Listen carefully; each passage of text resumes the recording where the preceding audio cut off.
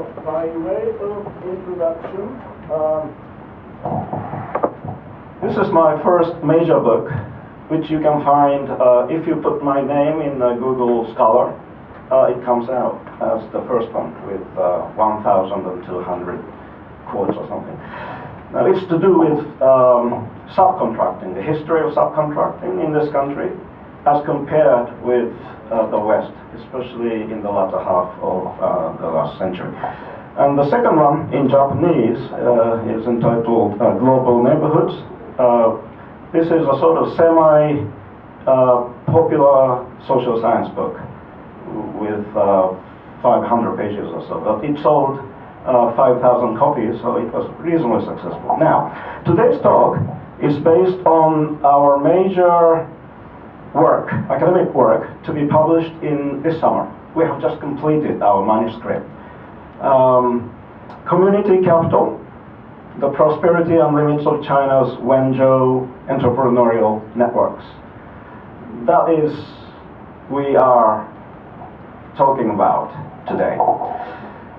Now, the main points, our basic question is some individuals, organizations, and regions with modest looks, with not very much impressive, not much impressive attributes or something, can prosper for very long. Why? Now, our early assumption was, look, small world network theory, at least some tenets of it, some early prospects for this, might help.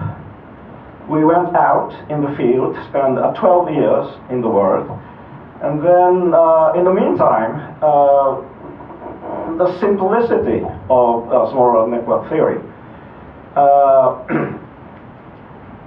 became clearer and clearer, especially as applied to social phenomena.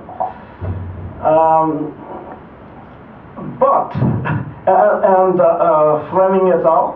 From the then Harvard Business School tried to empirically prove it, but not without impressive success. But anyways, mathematical verification may be difficult, but still, we believe that some sociological inquiry is worth pursuing. Now, I do not want to spend more than 1 minute on small world network theory, which I'm sure is quite familiar with you. Rewiring does help. A few rewirings does help to realize usually inconceivable co-happenings of high clustering coefficient and short path lengths, such as these. Now, the vertical axis is network's average path lengths, which is to do with the efficiency of information transmission amongst nodes. The horizontal means number of rewirings. Now, a spectacular thing about small world network theory is that, irrespective of the size of the network, only a few random rewirings, up to 5, drastically reduces the global network's average path length by half.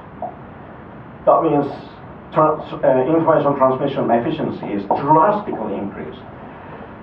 But if you go further and further, then the same thing does not happen. So diminishing returns here. So this is, in this area, particular exceptional area in which phase transition happens. However, the small world network is in a way too simplistic, in the sense that nodes are treated equally. There are no hierarchies.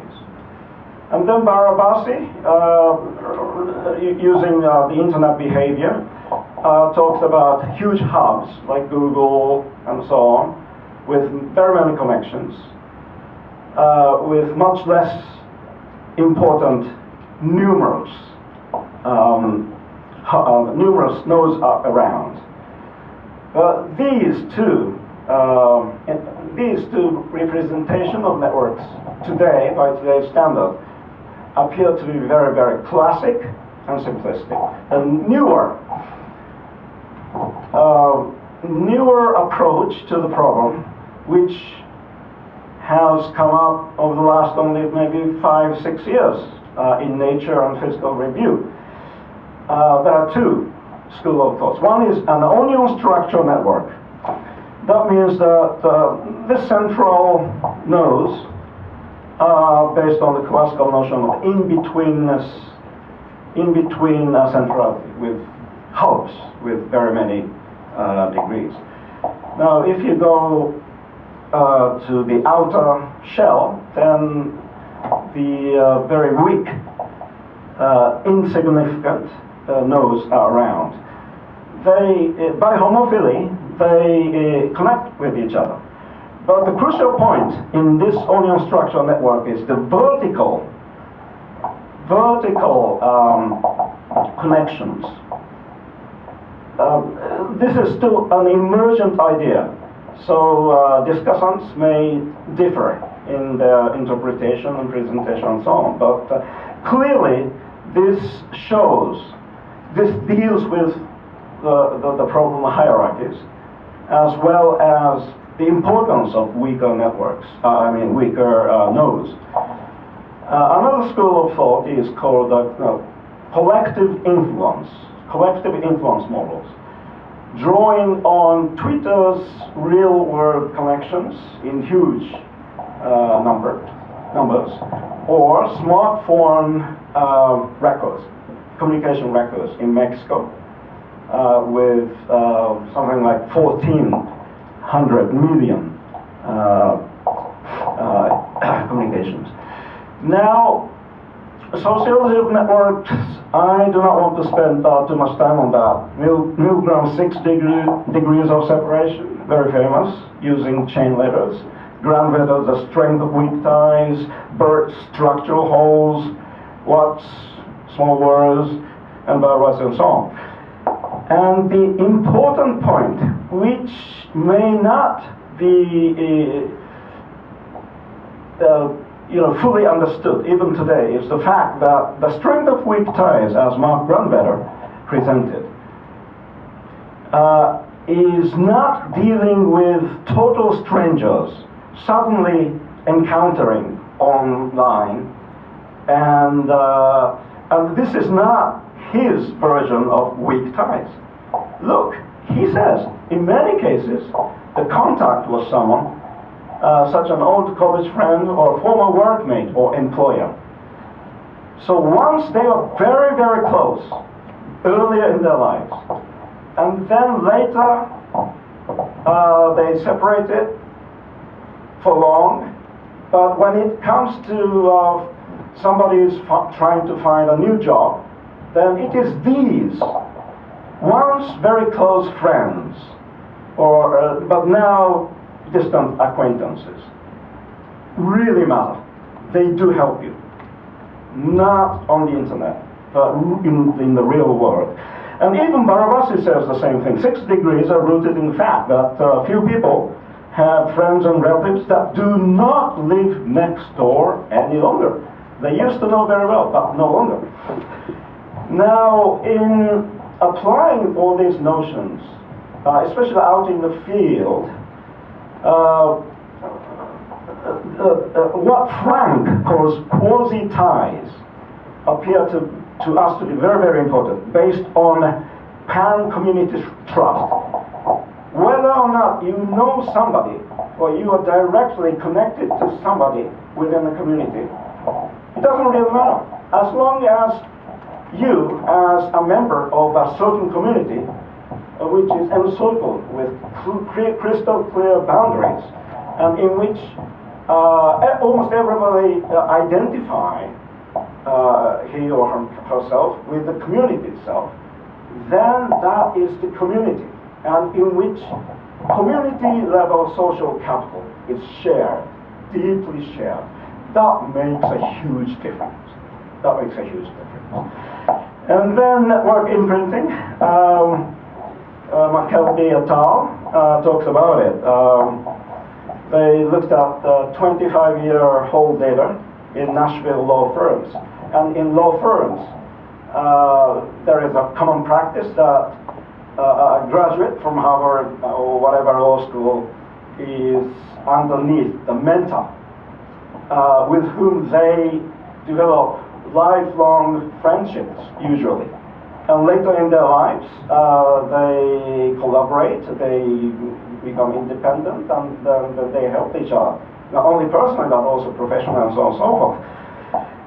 So this is the kind of perspectives, social perspectives that we employ in our analysis of our field work-based data. Now, Fleming et al., they discovered that there was looking at the big pattern data, there was certainly a small world structure, but the correlationship between the structure and the pursuing the actual performance of innovation could not be found. So it's incomplete, and it talks a heck of a lot about shortages in the approaches. So their message is qualitative study to look at conceptual issues in detail should help. And this is exactly our fieldwork-based study tries to fill this. Yeah. Now, when you try to do social network analysis, you are invariably end up in facing this good old problem, commensuration and indexicality. This dyad, my relationship with this man and his relationship with another lady must be commensurate. And also indexicality. If instead of he, you comes into the scene, then if the relationship changes, then it's inoperable to do social network theory. Okay, you can endlessly talk about it, but for our practical purposes, at least looking at some really consistently better performing best practitioners in the world, like Toyota's supply chain, about which I have very many detailed perspectives and knowledge, because my first book is about it. But also, more recently, Wenzhou's Wenzhou's entrepreneurial networks do really perform well. And on the surface, Toyota supply chain and Wenzhou's regional-based entrepreneurial networks may appear to be very different. But in our view, we can see them and analyze them through the common lens. That is quasi-ties and commensurate trust. Commensurate, not particularistic trust, not universalistic trust, but commensurate trust, which can work only within the boundary of a community in which almost everybody has deep commitment and identification. That is the key. So to try to explain why Toyota supply chain is well performing, or similarly why Wenzhou's entrepreneurs perform well, clearly it's not human capital, individual capital that helps. In fact, in terms of individual human capital, Wenzhou's entrepreneurs are on average much less in human capital than even today's Chinese average, as represented by the education levels. And the opposite is social capital. Social capital is a very, very fuzzy conception. Political scientists like Robert Putnam means by social capital the society-wide ongoing invisible trust and invisible capital, like northern Italy as a whole, Toscana or Sicily and so on and so forth. The United States is divided by 50, and he's bowling along, very extensively discusses that. But fine, but that cannot explain why then Toyota simply excels, not Nissan, not Isuzu. Now, using the same social capital as a word, the sociologists use the word to mean that egocentric networks. You have to be able to draw electric circuit like maps starting from somebody. That's why it's called egocentric network. Or you can have a socio-box. That means somebody and somebody's very close friends. That is socio-box. And sociocentric networks can be drawn. But unless you can clearly see the actual connections between them, then the network itself does not exist for analysis. Okay, fine. So there are very many extremes, but Coleman once talked about in his 1988 journal article, saying that U.S. private Catholic schools, high schools, have got much lower dropout rates compared to others. Why? Because it is a community. Catholics, parents, PTA members, teachers, and the students, they do belong to the same community with high identification commitment. So if somebody tries to be delinquent, those around them try to help the situation and to try not to have him or her to be out of the community. So that is community-based social capital, as Kadushin tells us. So why not community capital? Simply. Okay. Now, our field interviews, 12 years, extensively done. Number of establishments, 500. Number of interviewees, 700 hours, 1,700 hours. Coverage, Wenzhou entrepreneurs, although it originates on the coast, they are relatively new immigrants compared to Fujian and Guangdong immigrants who abound in the States and in Europe, all over the world, Southeast Asia and so on, for over two centuries. Wenzhou are relatively new. They emerged in a lump sum only after 1979, and they went mostly to Europe, East and West Europe, some Middle East, but mainly in Europe. So we covered all these places. Now, why is Wenzhou important? Because it's the birthplace of spontaneous capitalism in China. And now the world's factory of daily goods, like buttons, badges, eyewear, lighters, locks, garments, shoes, and so on and so forth. Nothing spectacular, but if you look at lighters, their market share in China is 90%. In the world, 70%. So if you drop in Walmart in the States and pick up a $1 lighter, with 70% probability it's from Wenzhou.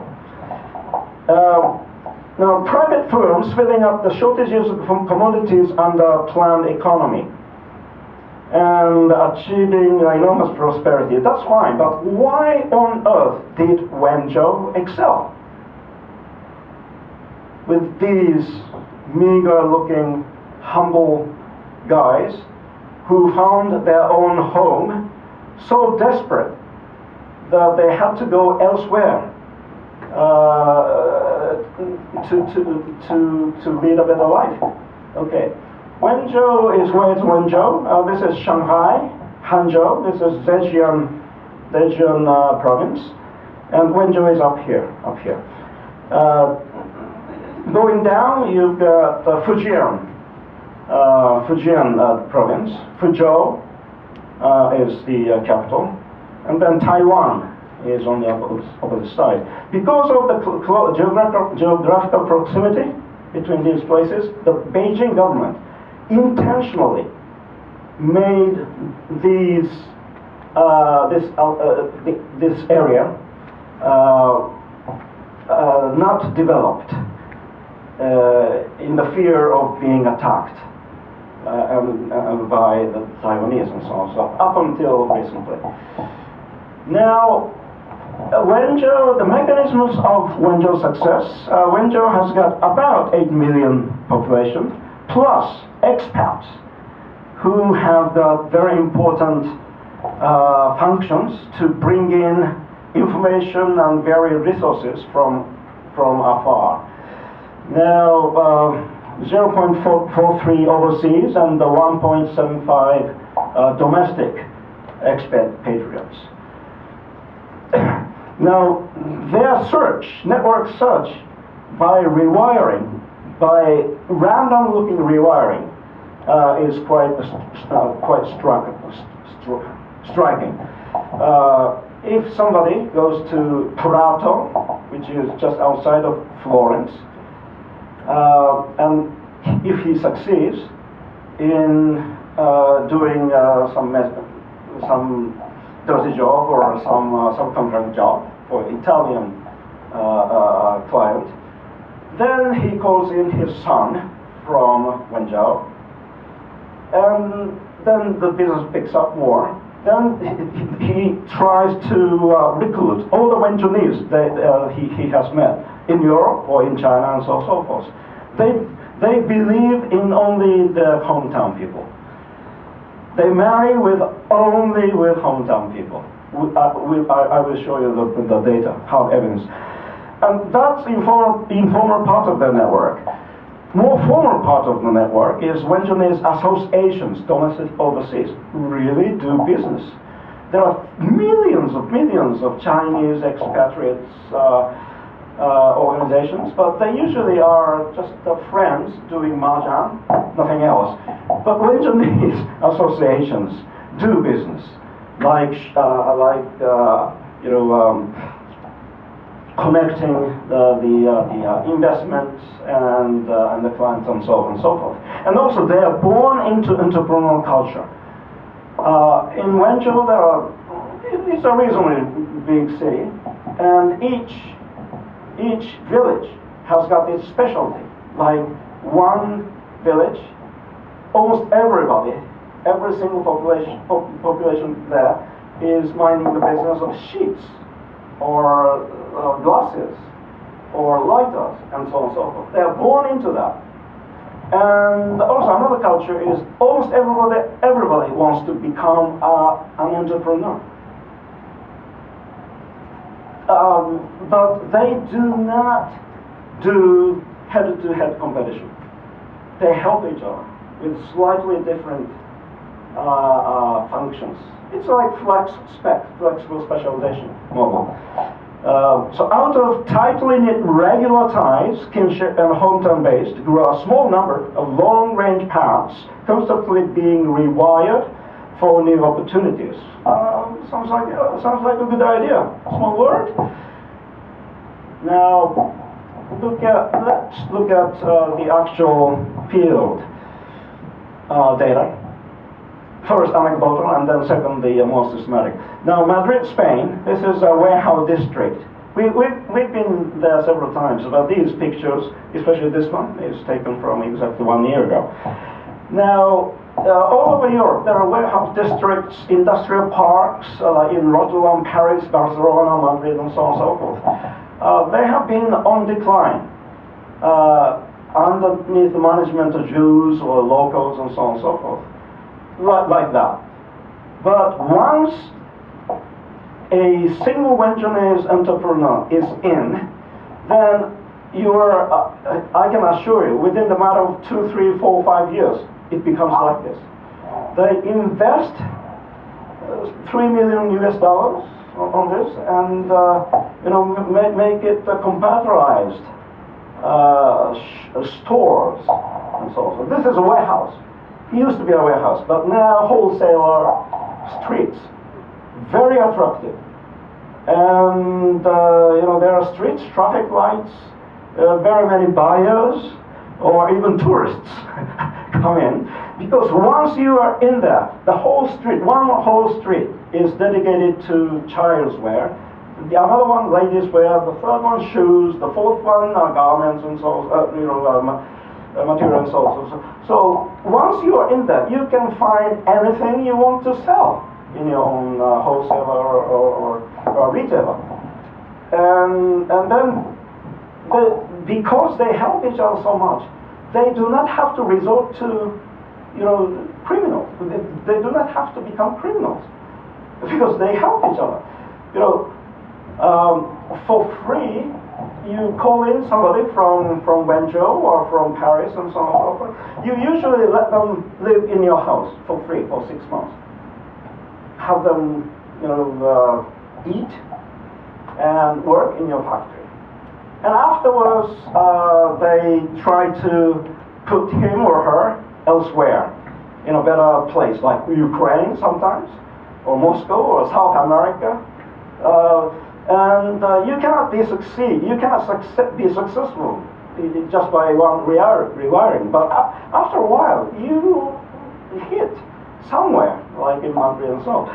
And then nobody wants to lend these petty retailers and wholesalers. So relatives and your hometown people invest you in large sum of money, putting together $1 million, $2 million, $3 million with no contract, no written contract, no interest, no length. They trust you.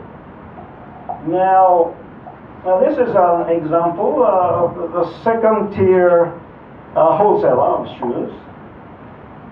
And this is a funny question.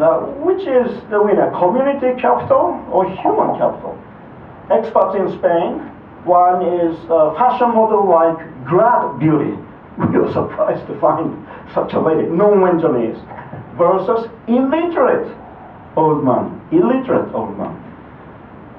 He's been there in Europe for 22 years, first in Italy and in Spain. He cannot speak a word of Spanish, Italian, or even English, because he cannot speak Mandarin to begin with. He went to an elementary school only for 1 year. That's it. So the answer is here, but in my university class, undergrad course, without letting them see this connection, which is which? This model like Grad Beauty, 29 years old, and the illiterate man, 58. One is a successful wholesaler of shoes, and the other one is the petty souvenir store. Clerk. Now, and it's in Spain. Now, the answer is this way. This illiterate man is a successful wholesaler, and this lady is miraculous because she's got a degree from Chinese and Spanish universities. She speaks fluent Mandarin, of course, and English, and fluent Spanish, which we saw when we were interviewing. But this lady is a loner. Our definition of loner will be touched upon later with evidence. Loner. As opposed to this wholesaler, the Wenzhounese man, is a mini hub because he's a local Ruyan is a village underneath the Wenzhou city, and he is the president of Ruyan's hometown association. So even if he cannot speak Mandarin properly, he has become a successful mini hub. That means he can use resources which would be otherwise unavailable to somebody like him, looking at his attributes. And this is his house, this is he. And his half of his wholesale store with lots of mainly Spanish customers, as opposed to this petty souvenir store in Barcelona. Now, there are 5 types of Vietnamese expat entrepreneurs, which is fully understandable.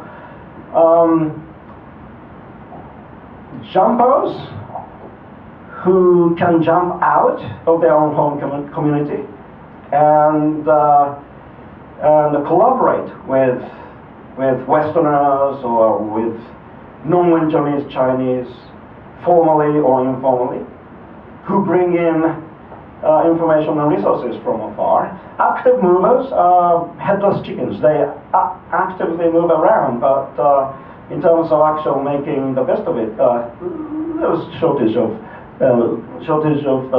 talent. Now, passive recipients, like the Spanish, the illiterate man in Spain, they are passive because they cannot move around. They cannot even speak English or Mandarin. And independence, this is a new breed. Very different pattern. These are the new breed in the sense that they became already successful entrepreneurs in Wenzhou, and then they wanted to invest abroad. That's why they came, which is not the historical pattern of Vietnamese going abroad. Usually, like very many other Chinese immigrants, they pay a handsome money to a snakehead, which specializes in various trafficking and so on. So they started in the same way with other immigrants, but Wenzhou is successful. Now, looking at the pattern, there are 2 converging points. That is, non-hometown sprouts. Non-hometown sprouts. That means this actually 6 out of 133 Wenzhounese expats do get married with only Wenzhounese, wherever they go, even including jumpers who are fluent in English or the local languages. This is a crystal clear pattern. Another one is the diversity of customers. There is some conversion here again. Okay, fine, you can understand the jumpers and active movers can be around here, but why on those passive recipients who cannot speak any languages, including Mandarin, can have a diversity of customers? Because they are embedded, deeply embedded and being helped by the community members wherever they go. And also their distinctive information gathering pattern is like a beehive. Information from afar transmits quickly by mostly jumpers and sometimes other people who bring in. And at the round table, they speak about the new information. And then it's not just one-way pattern of information transmission. We attended so many of these roundtable informal information gathering and dissemination as compared to non-Wenzhounese as well, and we quantified the variety of the membership and so on and so forth. But anyways, this is how they gather information. They collectively interpret the piece of information, and they add values, creating collective intelligence. And overnight, on the following morning, I can assure you that they are calling all over the world. In Xi'an, there would be, more than 10 years ago, from Xi'an to the west, there would be a boom of real estate because of the new Silk Road. So that information is disseminated throughout the Wenzhou networks all over the world, and they just buy pieces of lands there like mad. How do five types relate? Well, via community capital. A little bridging, a lot of bonding, but in terms of structure, it's not classic small world maybe.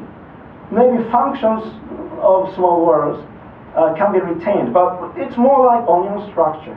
We are not entirely sure. We cannot prove this mathematically, but we are inclined to believe that they're approximating the onion structure with collective influences, with weak nodes and so on and so forth. And then economic activities are embedded, deeply embedded in their social relations. How Polanyi's classic idea.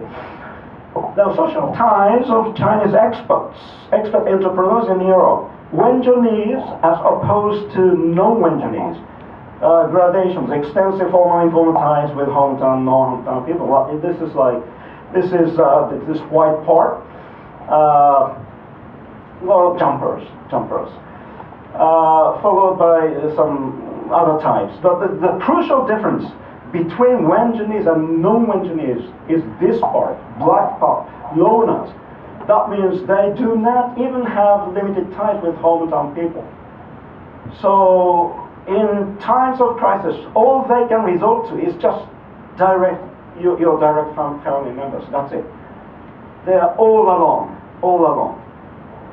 About half of them non-Wenzhounese, as opposed to Wenzhounese only 7.5%.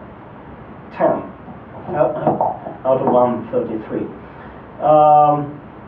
President Emeritus of Fujian Association of Hungary speaks. We Fujian natives, unlike Wenzhounese, don't have the custom of helping each other when someone is in trouble.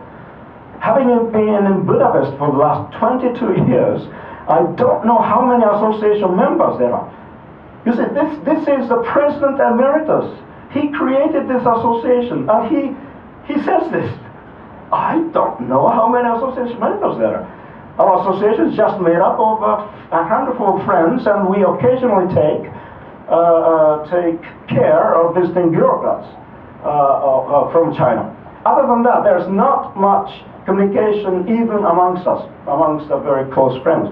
Could I reach many Fujian natives here in Hungary? At all? No way. Education of these guys, Wenzhounese, lower.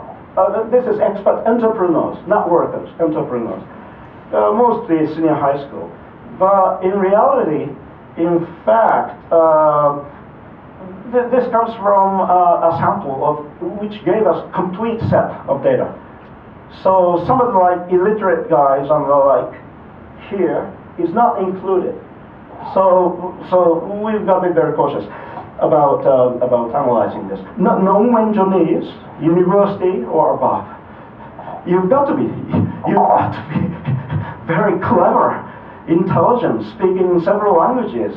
If you are all alone Chinese in Europe to be successful or to be reasonably successful as entrepreneurs. Now, different norms, different outcomes. We have to very, very quickly go through this. Wenzhounese in Europe, as opposed to Fujian. Fujian is part of the a village, a reasonable sized village in Fujian province. Fujian. Those guys came over to Japan in large quantities in the late 1990s up to the mid 2000s. Okay. Social norms of Fujian. Fujian is only 250 kilometers from Wenzhou along the coast. Now there is even a Chinese version of the Shinkansen and the highway, so you can reach each other within a matter of a few hours. But their social norms are very different. Make quick cash abroad by illegally entering Japan or the United States or whatever. build a 3-story stowaway palace back home and retire. That's their purpose of living. Photo. This is what we took in just outside Fujian. This is in fact a 4-storied, palace-looking Western-style house they buy. But in reality, they usually set up the first floor so that their close families like parents or grandparents can live. But usually, due to the shortage of money, a second floor or above with barren concrete walls, no water, no electricity, and so on and so forth, unless you are successful. So this is conspicuous consumption of the Fujian style. Now, this is a crucial evidence again. Now, Swanden Village, Fujian. This shows the expenditures of expat workers from that village from for the first 3 years abroad, 3 to 8 years, and over 8 years. Now, the first 3 years is paying debts to the snakeheads, nearly 40%, 24% house building and living expenses. Now, between 3 and 8 years, having almost paid back the debts, house building, and over 8 years, living expenses, retirement already sometimes in the 30s or 40s, and then children's education. What is striking about this is business, almost zero. Business, lending money, zero. Usury, almost zero. So they do not reinvest for the future, for expansion, for business. Unfortunately, we haven't got the comparable data from Wenzhou, but I'm sure if we could, then the picture is very, very different. Very different. However, downsides of excessive community capital, question mark. In 2011, there was Wenzhou financial crisis, which is which is like a domino collapse. Many Wenzhounese turned money gamers in real estate and usury, scalping. For example, a homemaker lent over $3 million. This is not a print era.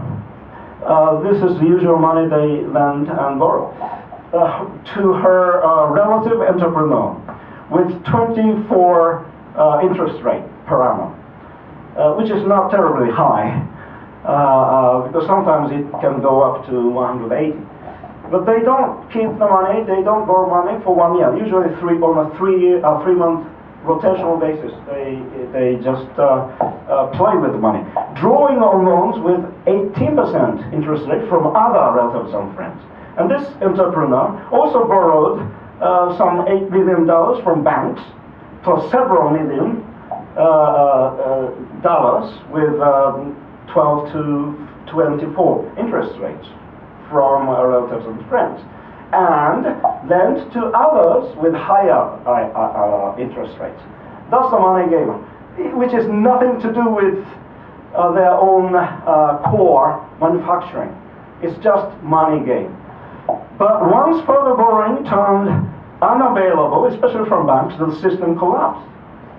And this entrepreneur ran away, and this homemaker killed herself, jumping out of her skyscraper home. Now, this is largely due to the government's stringent policies, 28, usually more 2010 onward, resulting in some suicide, some cases of suicide and disappearance. But when Jiabao at that time, together with high-ranking officials from Beijing, backed up with moratorium, uncertain future and uncertain viability. More institutionalization necessary, yes, because there's no law dealing with informal lending to begin with, and then there's no law, no concept to begin with, no concept and the practice and law of personal bankruptcy. Okay, our Wenzhou study thus showed structural effectiveness of community networks by focusing on how expatriates, by rewiring, bring in information and wealth from afar. Secondly, how such non-redundant information is shared and exploited by community members who trust each other. And community capital, in our sense of the word, facilitates the process. How commensurate trust helps a real-world community approximate an onion-type network. We are trying to gather more information on that, but at least so far we have a better understanding of outcomes. But Wenzhou's exclusionary community cohesion may limit their evolvability by definition, and there's some early symptoms of that. More broader implications.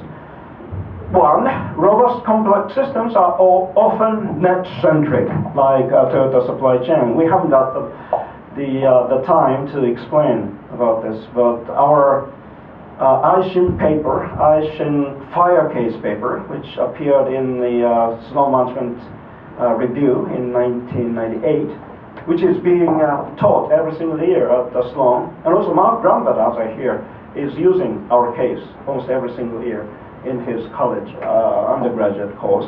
But anyways, Toyota supply chain or U.S. academia as opposed to our Japanese academia, which is more, a compartmentalized and with much less information going and coming. In poor topology of networks, individuals may be extremely limited, no matter how smart individually they may be. Third, all in all, community capital with commensurate trust is a key to prosperity beyond individuals' cognition and resources. That's about it. Thank you. Thank you.